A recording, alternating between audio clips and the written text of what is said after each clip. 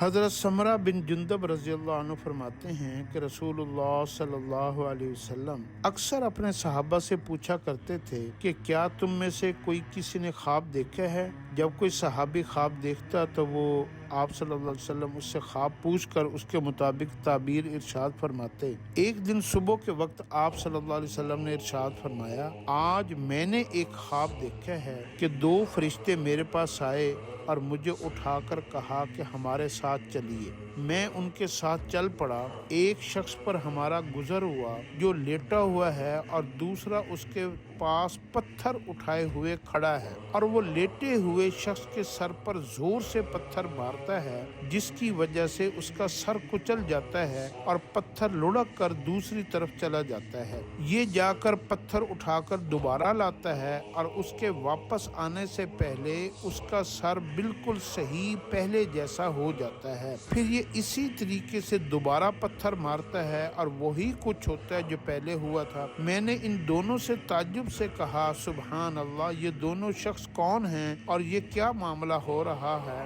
تو انہوں نے کہا، چلیے آگے چلیے۔ تو ہم آگے چلے۔ ہمارا گزر ایک دوسرے شخص کے اوپر ہوا جو چت لیٹا ہوا تھا، الٹا لیٹا ہوا تھا، اور ایک شخص اس کے پاس لوہے کی کیلوں کا نکالنے والا ایک آلہ لیے کھڑا تھا، جو لیٹے ہوئے شخص کے چہرے کے ایک جانب آ کر اس کا جبڑا، نتھیا یعنی جو ناک کے نتھنے ہوتے ہیں، اور آنکھ کی گدی تک چیرتا چلا جاتا اس لوہے کی تاروں سے اور وہ کیلوں سے۔ پھر دوسری جانب بھی اسی طرح کرتا۔ ابھی یہ دوسری جانب سے فارغ نہیں ہوتا تھا کہ پہلی جانب کا حصہ ٹھیک ہو جاتا، اور وہ اسی طریقے سے اس کے ناک کے نتنوں کو اور جبڑوں کو اور اس کی آنکھوں کو دوبارہ چیر دیتا۔ میں نے کہا کہ یہ کیا ہوا؟ تو انہوں نے کہا، آگے چلیے۔ ہم آگے چلے تو ایک تندور کے پاس پہنچے جس میں بڑا شور و غل تھا۔ ہم نے اس میں جھانک کر دیکھا تو اس میں بہت سارے مرد اور عورتیں ننگے تھے۔ ان کے نیچے سے آگ کا شعلہ آتا تھا۔ جب وہ ان کو اپنی لپیٹ میں لے لیتا تو وہ چیخنے لگتے۔ میں نے ان دونوں سے پوچھا، یہ کون لوگ ہیں؟ انہوں نے کہا، آگے چلیے۔ پھر آگے چلے تو ایک نہر پر پہنچے جو خون کی طرح سرخ تھی، اور اس میں ایک شخص تیر رہا تھا، اور نہر کے کنارے دوسرا شخص تھا جس نے بہت سے پتھر جمع کر رکھے تھے۔ جب تیرنے والا شخص تیرتے ہوئے اس شخص کے پاس آتا ہے جس نے پتھر جمع کیے ہوئے ہیں تو یہ شخص اپنا منہ کھول دیتا ہے، تو کنارے والا شخص اس کے منہ میں پتھر ڈال دیتا ہے، جس کی وجہ سے وہ دور چلا جاتا ہے، اور پھر تیر کر واپس اسی شخص کے پاس آتا ہے۔ جب بھی یہ شخص تیرتے ہوئے کنارے والے شخص کے پاس آتا ہے تو اپنا منہ کھول دیتا ہے اور کنارے والا شخص اس کے منہ میں پتھر ڈال دیتا ہے۔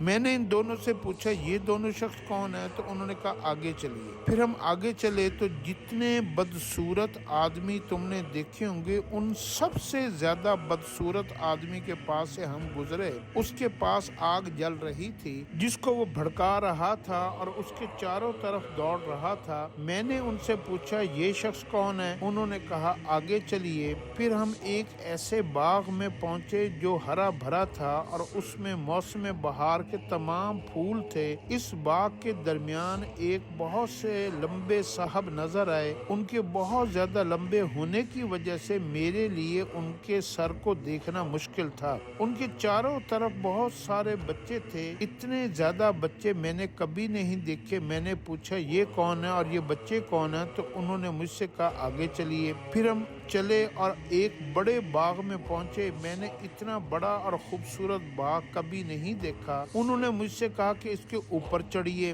ہم اس کے اوپر چڑھے اور ایسے شہر کے قریب پہنچے جو اس طرح بنا ہوا تھا کہ اس کی ایک اینٹ سونے کی تھی اور ایک اینٹ چاندی کی۔ ہم شہر کے اس دروازے کے پاس پہنچے اور اسے کھلوایا۔ وہ ہمارے لیے کھول دیا گیا۔ ہم اس میں ایسے لوگوں سے ملے جن کے جسم کا آدھا حصہ اتنا خوبصورت تھا کہ تم نے اتنا خوبصورت نہ دیکھا ہوگا، اور آدھا حصہ اتنا بدصورت تھا کہ اتنا بدصورت تم نے نہ دیکھا ہوگا۔ ان دونوں فرشتوں نے ان لوگوں سے کہا کہ جاؤ اس نہر میں کود جاؤ۔ میں نے دیکھا سامنے ایک چوڑی نہر بہہ رہی ہے جس کا پانی سفید ہے۔ وہ لوگ اس میں کود گئے۔ پھر جب واپس ہمارے پاس آئے تو ان کی بدصورتی ختم ہو چکی تھی اور وہ بہت خوبصورت ہو چکے تھے۔ دونوں فرشتوں نے مجھ سے کہا، یہ جنت عدن ہے जन्नत अदन और ये आपका घर है। मेरी नजर ऊपर उठी तो मैंने सफेद बादल की तरह एक महल देखा। उन्होंने कहा यही आपका घर है। मैंने उनसे कहा बारकल्लाहु फीकुमा, अल्लाह ताला तुम दोनों में बरकत दे, मुझे छोड़ दो मैं इसके अंदर जाऊं। उन्होंने कहा अभी नहीं, लेकिन बाद में तशरीफ ले जाएंगे। मैंने उनसे पूछा आज रात मैंने अजीब चीजें देखी हैं, ये क्या है? उन्होंने मुझसे कहा कि हम आपको बताते हैं। पहला शख्स जिसके पास से आप गुजरे और उसका सर पत्थर से कुचला जा रहा था, ये वो है जो कुरान सीखता है और उसको छोड़ देता है, न पढ़ता है न अमल करता है और फर्ज नमाज छोड़कर सो जाता है। दूसरा वो शख्स है जिसके पास से आप गुजरे और उसके जबड़े और नाक के नथने और आंख की गुद्दी को चीरा जा रहा था। ये वो शख्स है जो सुबह घर से निकलकर झूठ बोलता है और वो झूठ दुनिया में फैल जाता है। तीसरे वो नंगे मर्द और औरतें हैं जिन्हें आपने तंदूर में जलते हुए देखा था, वो ज़नाकार मर्द और औरतें हैं। चौथे वो शख्स जिसके पास से आप गुजरे जो नहर में तैर रहा था और उसके मुंह में पत्थर डाला जा रहा था, ये सूदखोर है। पांचवा वो बदसूरत आदमी जिसके पास से आप गुजरे जो आग जला रहा था और उसके चारों तरफ दौड़ रहा था, जहन्नुम का दरोगा है जिसका नाम मालिक है। छठे वो साहब जो बाग में थे, हजरत इब्राहीम अलैहिस्सलाम हैं और वो बच्चे जो उनके चारों तरफ थे, ये वो हैं जो बचपन में फितरत इस्लाम पर मर गए। इस पर किसी सहाबी ने पूछे या रसूल अल्लाह सल्लल्लाहु अलैहि वसल्लम, मुशरिकीन के बच्चों का क्या होगा?